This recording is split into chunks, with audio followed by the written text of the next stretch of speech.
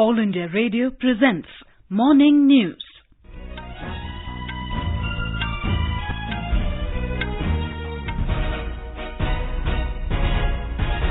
Good morning, I'm Tanvi Taneja and with me is Sunil Verma. The headlines. Last rites of Union Minister Ram Vilas Paswan to take place in Patna this afternoon with full state honours. Total paddy procurement by government across all states goes up by 48% compared to last year. Goa becomes the first Har Ghar Jal state in the country by providing tap water connection to every rural household. Government extends deadline for filing GST returns for financial year 2018-19 till 31st of October. India's foreign exchange reserves touch an all-time high of $545.638 billion. And in French Open, American Sofia Kenin will clash with Polish teenager Iga Świątek in the women's singles final today. As the nation fights the COVID-19 pandemic, we begin with a note of precaution to stay safe and protected by following these three simple steps: wearing face masks, maintaining 2 gaz ki duri for social distancing, and focusing on hand hygiene and face hygiene. Now the news in detail. The last rites of Union Minister Ram Vilas Paswan will be performed in Patna this afternoon with full state honours. His mortal remains were flown to the Bihar capital last night. Mr. Paswan passed away at a private hospital in Delhi on Thursday evening. His mortal remains have been kept at the LJP headquarters in Patna this morning for the party supporters to pay their last respects. More from our correspondent.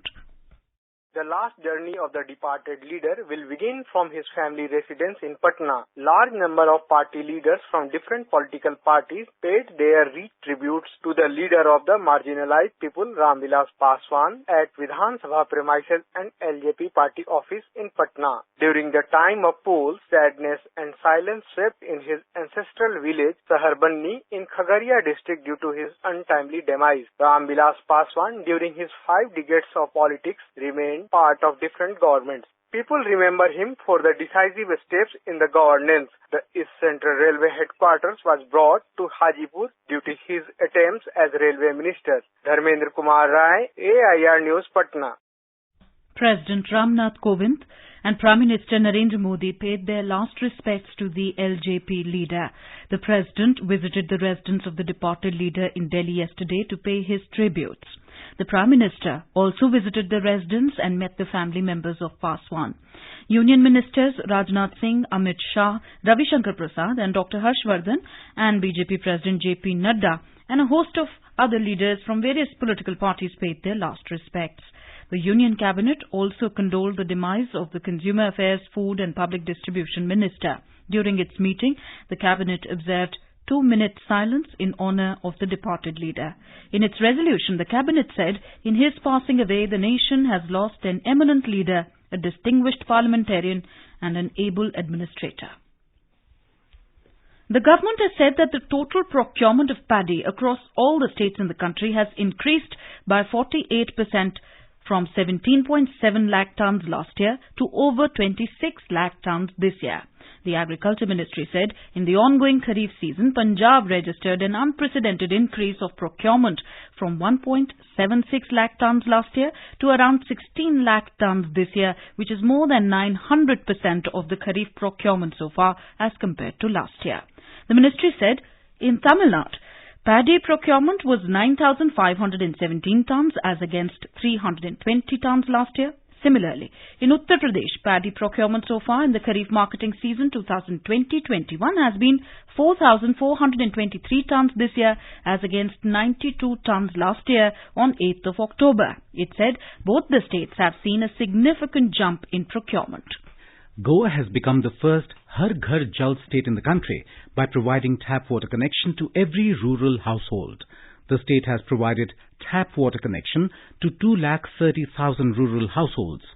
North Goa with 165,000 rural households and South Goa with 98,000 rural households in 191 Gram Panchayats are fully saturated with assured piped water supply through tap connections. Jal Shakti Ministry said Goa's achievement is an example for other states to emulate and ensure every rural home gets tap connection, and especially in these times of COVID-19 pandemic. The ministry said the state is now planning for a sensor-based service delivery monitoring system to monitor the functionality of water supply. The government has extended the deadline for filing GST annual return for the financial year 2018-19 by a month till 31st of October. The Finance Ministry has requested all the taxpayers to avail the benefits of the extended due date and file their annual return at the earliest to avoid last-minute rush. Furnishing of the annual return is mandatory only for taxpayers with aggregate annual turnover above 2 crore rupees, while reconciliation statement is to be furnished only by the registered persons with aggregate turnover above 5 crore rupees. The ministry said taxpayers are required to report in the annual GST return of 2018-19 only the values of transactions pertaining to that financial year. It also said that no adverse view will be taken in cases where there are variations in returns for taxpayers who have already filed their GSTR 9 of 2018-19 by including the details of supplies and input tax credit pertaining to 2017-18 in the annual return for 2018-19. India's foreign exchange reserves have recorded a rise of $3.618 billion to touch a new lifetime high of $545.638 billion in the week that ended on 2nd of October. The foreign currency assets, a major part of the overall reserves, increased by $3.104 billion to $503.046 billion. The gold reserves rose by $486 million in the reporting week to reach $36.486 billion. The country's special drawing rights with the International Monetary Fund rose marginally by $4 million to $1.476 billion, while the reserve position with the IMF also went up by $23 million to $4.631 billion. Bankers and financial experts have hailed RBI's policy announcement, saying the decision to keep the key repo rate unchanged is an accommodative approach to manage inflation while keeping growth as target. Newly appointed SBI Chairman Dinesh Kumar Khara said the RBI is a perfect exposition of doing whatever it takes to revive growth. Bank of India's Chief Executive A.K. Das said the retail and small business segments will also have better prospects by measures such as rationalization of risk weight for housing loans, enhancement of regulatory retail cap and co-lending with NBFCs.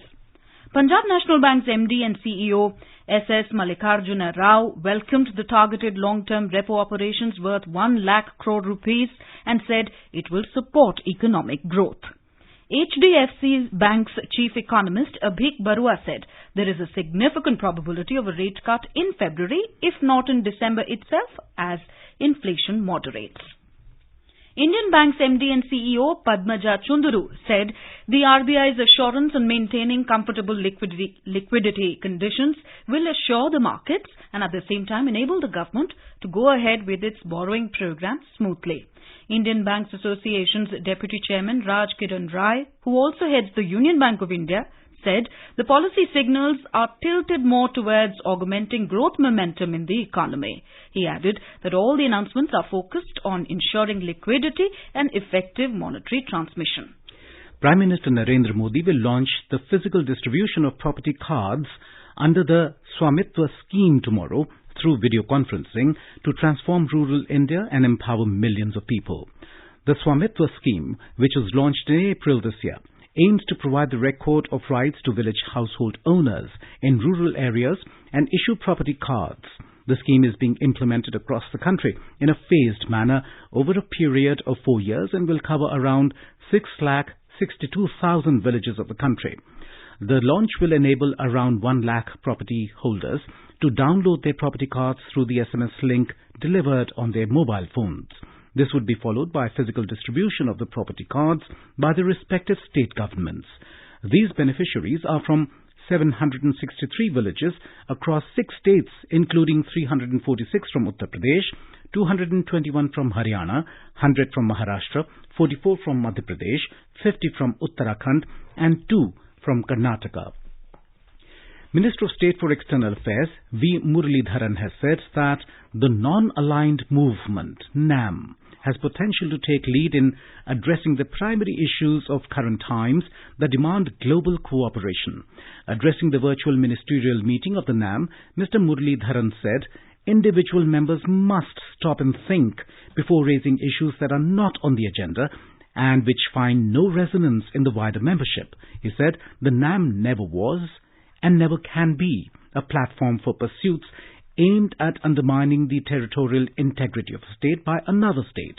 The minister said, terrorism and its enablers continue to spread their tentacles unabated. Misinformation and fake news are wreaking havoc on social cohesion and collective security. Climate change has become an existential threat, especially to the most vulnerable small island developing states or SIDS countries. You are listening to the morning news on All India Radio. A reminder of the headlines before we move on. Last rites of Union Minister Ramvilas Paswan to take place in Patna this afternoon with full state honours. Total paddy procurement by government across all states goes up by 48% compared to last year. Goa becomes first Har Ghar Jal state in the country by providing tap water connection to every rural household. Government extends deadline for filing GST returns for financial year 2018-19 till 31st of October. India's foreign exchange reserves touch an all-time high of $545.638 billion. And in French Open, American Sofia Kenin will clash with Polish teenager Iga Świątek in the women's singles final today. For quick news updates round the clock, follow us on our Twitter handle at AIR News Alerts. 3 steps to stay protected and stay safe from COVID-19. Wear face mask, 2 gaz ki duri to maintain social distancing, maintain hand and face hygiene.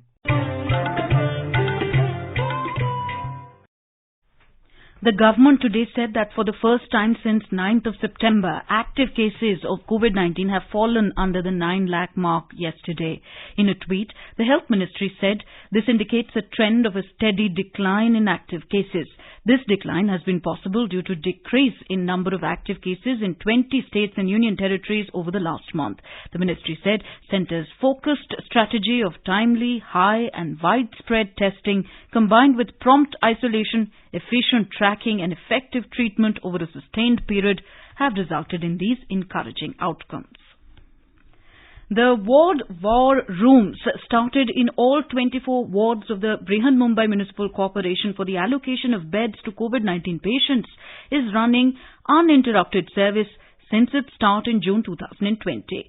Through these war rooms, the BMC is distributing beds available in the designated municipal hospitals, government or semi-government hospitals in the BMC area, besides 80% beds in the private hospitals to COVID-19 patients at a faster rate. This decentralized bed allocation system under the guidance of Municipal Commissioner Iqbal Singh Chahal has solved the issue of non-availability of beds effectively. Details from our correspondent. These 24 ward war rooms, which operate uninterruptedly 24 hours a day, has distributed beds to 82,973 infected patients during a period of about 4 months starting from June to September 30, 2020. The decentralized bed allotment is done as per the ward in which the patient resides via an updated dashboard with information on number of free beds available and standard operating procedures. In addition to this, the ward war rooms also conducts telephonic counseling for COVID patients, relatives and close contacts of the patients. These war rooms have helped in better management of patients' medical records for contact tracing. Sonali Ghadayar Patil, AIR News, Mumbai. The Gujarat government has issued guidelines for the upcoming festivals of Navaratri, Garba, Dashera, Diwali, Betsu Varsh and Sharad Poonam in view of COVID-19 pandemic. These guidelines will be effective from 16th of October. Our correspondent tells us more.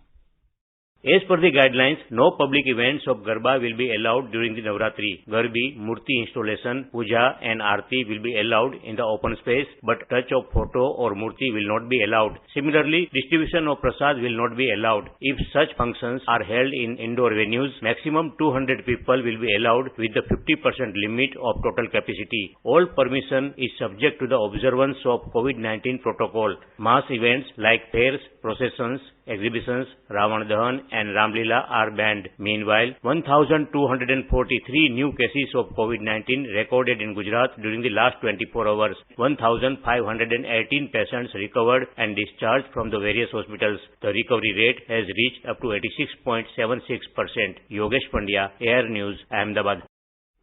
In Karnataka, 10,913 new COVID-19 cases were reported yesterday, taking the tally to 6,90,269.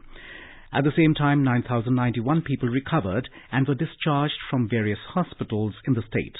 So far, 5,61,619 people have recovered from the disease. 1,18,851 active patients are taking treatment in various hospitals across the state. Among them, 873 are in ICU.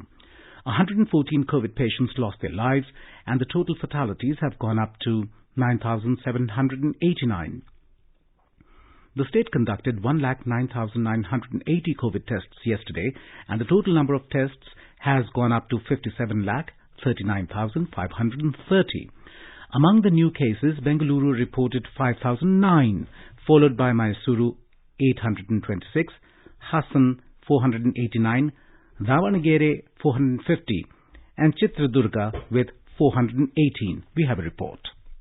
In view of the COVID pandemic, the world-famous Mysuru Dasara festival will be celebrated with all precautions from October 17 to 26. Public will not be allowed and the celebrations will be virtual for them. The opening and Jambu Savari on the 10th day will be celebrated in a simple manner with all precautions. Cultural programs in the evening for 8 days shall be limited to 2 hours per day by local artists and audience not exceeding 50 people. During Jambu Savari, only 300 persons will be allowed with all COVID precautions. It can be noted that Mysuru district has the highest COVID case load after Bengaluru with 7,467 active cases. R. Murthy, AR News, Bengaluru.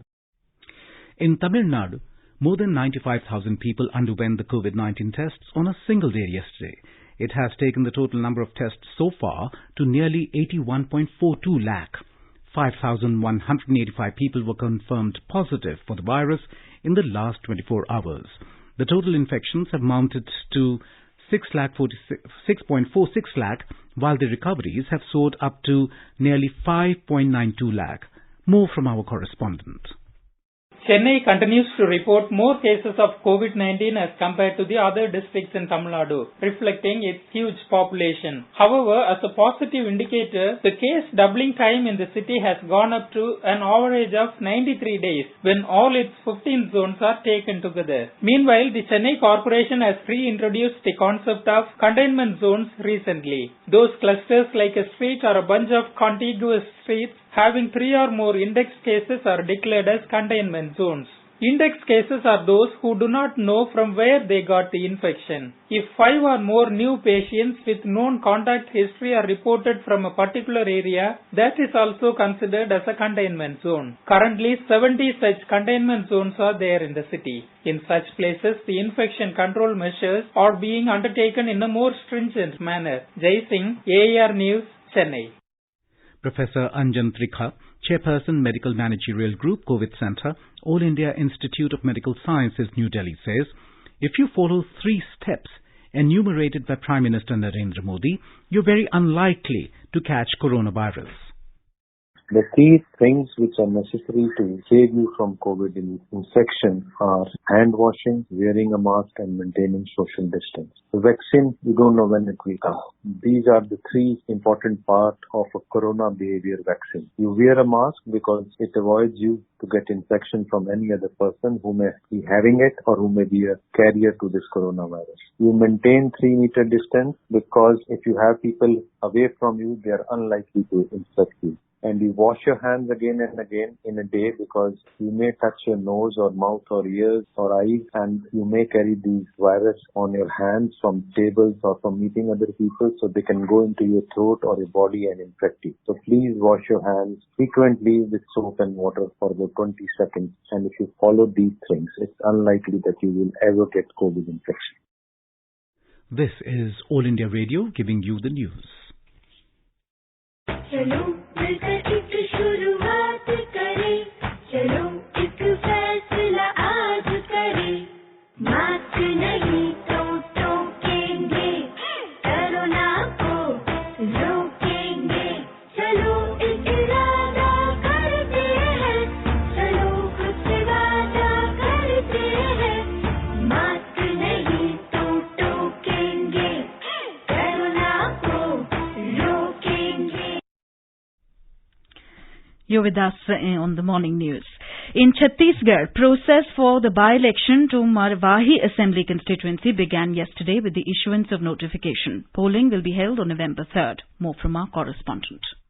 After the issuance of notification for the by-election, no nomination papers were filed on the first day. The last date for filing nomination is 16th October. There are about 1,90,000 voters in this assembly constituency. This assembly seat is reserved for scheduled tribes. The Marwahi constituency fell vacant following the death of former Chief Minister Ajit Jogi. In view of the guidelines issued by Election Commission due to ongoing COVID-19 pandemic, not more than 30 star campaigners of national or state level political parties will be able to participate in the election campaign. In this by-election, corona-infected patients will also be able to cast their votes. For this, postal ballots will be issued to corona patients whether they are in home isolation or admitted in COVID hospitals. This facility of postal ballot will also be given to people above 80 years of age and also to Divyang voters.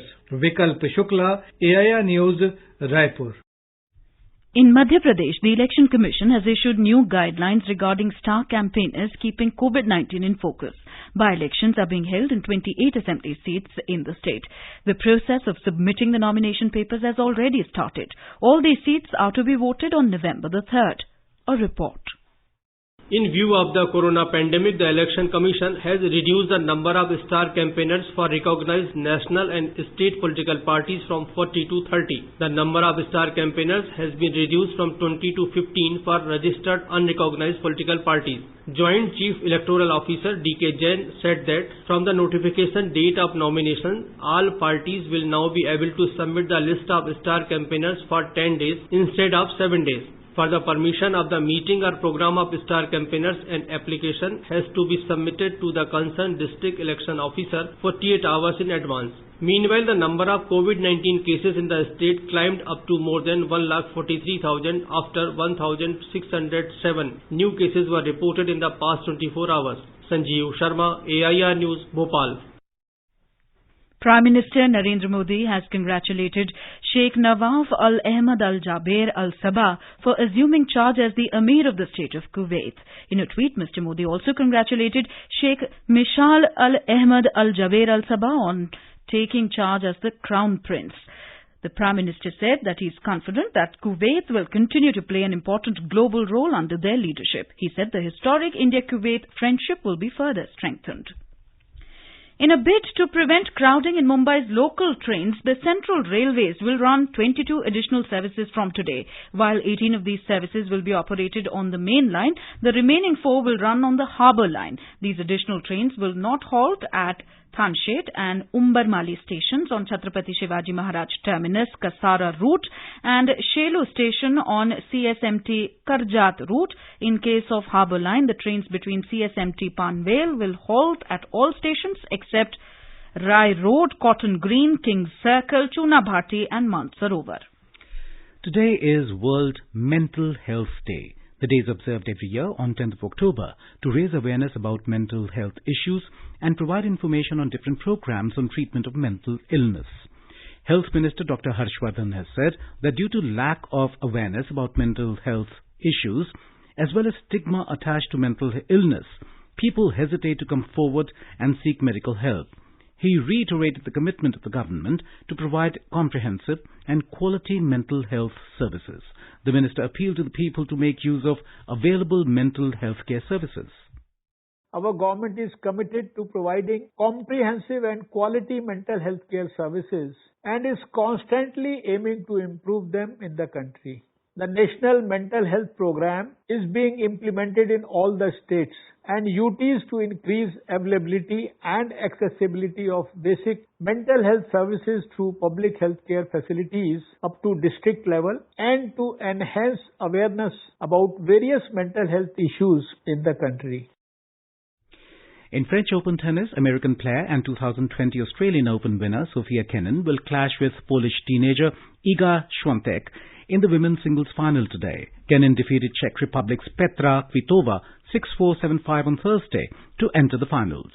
54th ranked, Świątek is the first Polish woman to reach the French Open final after defeating Argentina's Nadia Podoroska 6-2, 6-1 in the semis. Świątek is also the lowest-ranked women's finalist at Roland Garros since the WTA computer rankings began in 1975. In men's singles, Rafael Nadal will take on Novak Djokovic tomorrow. Nadal entered the final beating Diego Schwartzman 6-3, 6-3, 7-6.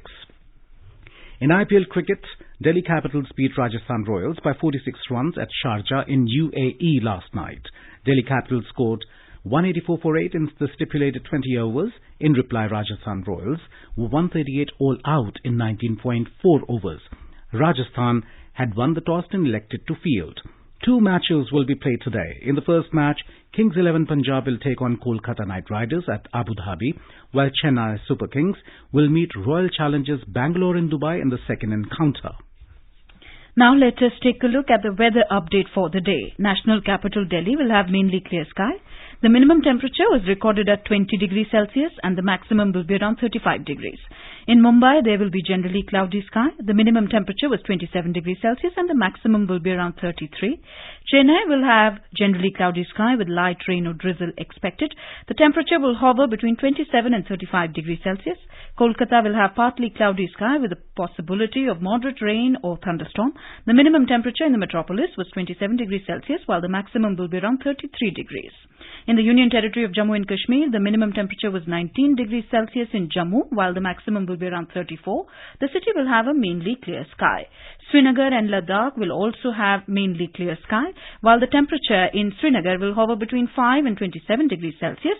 In Ladakh, the minimum temperature will be -1 degree Celsius and the maximum will be around 21 degrees Celsius. Gilgit will experience a partly cloudy sky. The temperature will hover between 9 and 29 degrees Celsius. In Muzaffarabad, there will be mainly clear sky. The minimum temperature was 13 degrees Celsius and the maximum will be around 24 degrees. In Ahmedabad, there will be mainly clear sky. The temperature will hover between 24 and 38 degrees Celsius. Guwahati will witness generally cloudy sky with light rain. The minimum temperature in the city was 25 degrees Celsius while the maximum will be 36 degrees. And now an overview of today's newspapers. RBI extending its accommodative policy stance is the top story in most newspapers. RBI holds rates, says GDP may contract 9.5% in fiscal year 21, headlines The Economics Times. RBI makes it cheaper to give big house loans, reports the Times of India, as interest rates on home loans above 30 lakh rupees likely to drop. The Hindustan Times reports that a Parliament committee will for the first time debate on media ethics and web safety. The paper adds, Congress wants TRP scam taken up. In the Bhima Koregaon violence case, the Statesman reports, NIA files charge sheet against 8 Father Stan Swami arrested.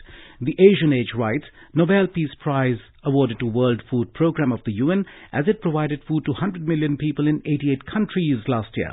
The Indian Express highlights the programme's India-linked PDS reforms, rice ATMs called Annapurti. India gets Desi anti-radar missile in Rudram as DRDO test-fired successive missile tests for operational readiness as the pioneer. And finally, the Hindi reports, 544 reasons for India to cheer amid the pandemic gloom as 364 new animal species and 180 new plant varieties were discovered in the country last year. And now, before we end the bulletin, the headlines once again. Last rites of Union Minister Ram Vilas Paswan to take place in Patna this afternoon with full state honours. Total paddy procurement by government across all states goes up by 48% compared to last year.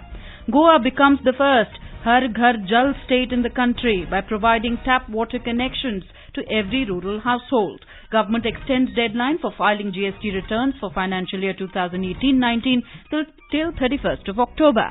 India's foreign exchange reserves touch an all-time high of $545.638 billion.